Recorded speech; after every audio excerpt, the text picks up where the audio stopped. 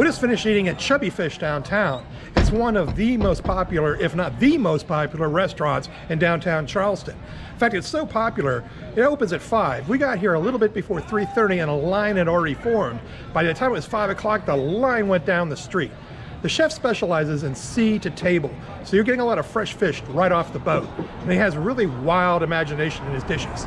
Let's check it out. I'm a Charleston native. I love to go on cruises, travel to amazing places, and enjoy local cuisine. This is Local Charleston. Chubby Fish is indeed one of Charleston's most popular restaurants, as you can tell by this extremely long line. We got here at 3:25 and we were about fourth in line, so we were able to get a table. After the restaurant fills, you can put out a time and come back later. Fortunately for my wife and I, it was a very pleasant day outside, so we didn't mind sitting on the bench and reading a book to pass the time. This restaurant definitely has a following, as many people online were discussing the previous times they had been here and how everything on the menu is good. Chubby Fish opened in 2018 under the helm of Chef James London. Since Chubby Fish has opened, they've garnered a Best New Restaurant nod from Bon Appetit, was ranked number 7 restaurant in the U.S. from Food and Wine magazine, and Chef London has garnered a James Beard finalist for Best Chef Southeast 2024. They only have 41 seats available, so it is definitely cozy in here. The vibe in here is light and vibrant as customers chat about what they're going to order off the menu tonight. There are no cocktails available. Chubby Fish only has beer, wine, and sparkling water to peruse from. The restaurant uses a giant chalkboard for its menu. There are no paper menus, so guests are encouraged, if they can't see the menu, to take a picture on their phone and then go back to their table to decide what they're going to eat. Now, while the menu does change daily, depending on what's the fresh catch of the day, there are certain staple items they have that they seem to offer on a daily basis. For the sake of this video, we're going to try to stick with the staples. For our first small plate, we went with a snapper tempura with a soy beurre blanc. Now, when we looked at the sample menu on their website, this was listed as a triggerfish tempura. So this is one of those dishes that might change the fish, but they still tempura fry it and serve it with that yummy beurre blanc. The fish was light and flaky, and they had a nice crisp with that tempura batter. But for us, the real star was the soy beurre blanc.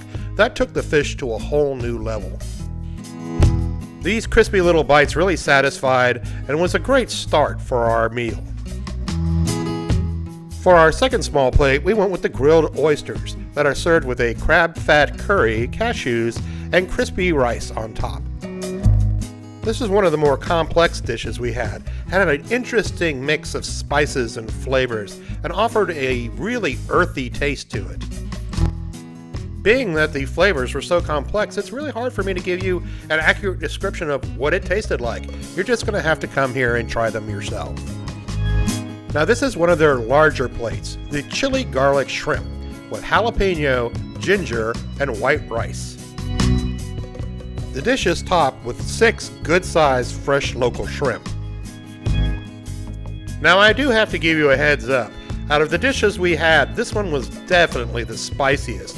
At one point, my wife looked across the table and she's like, "Are you sweating?" I was like, yeah, it was that spicy. So if you like bold spices, definitely give this dish a try. Now, out of the 4 dishes we got here, this large plate was our favorite dish of the evening. It is bone marrow with shrimp tempura and a spicy mayo and nice crispy bread to serve it up on.